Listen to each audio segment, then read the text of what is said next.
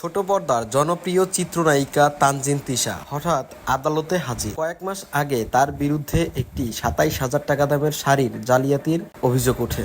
সেখানে দাবি করা হয় একজন উদ্যোক্তা তাকে ২৭,০০০ টাকা দামের একটা শাড়ির প্রমোশনের জন্য পিআর পাঠায়, কিন্তু তানজিন তিশা সেই শাড়ি পাওয়ার পরেও সেইটার কোনো প্রমোশন করেননি বলে জানা যায়। আর সেই উদ্যোক্তার করা মামলাতেই তানজিন তিশাকে বারবার আদালতে আসতে হচ্ছে এবং আদালতে হাজিরা দিতে হচ্ছে।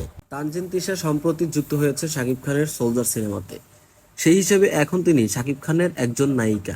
শাকিব খানের একজন নায়িকা হয়ে এরকম একটা স্ক্যান্ডাল বা এরকম একটা অভিযোগে আটকে থাকা আসলে মানায় না, এটা বেমানান দেখায়।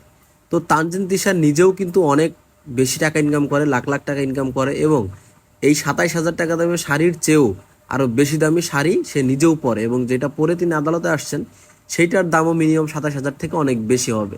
সো এই মামলাটা খুব দ্রুতই ডিসমিস করা দরকার এবং এইটার সত্যতা আসলে যাচাই করা দরকার আদালতে।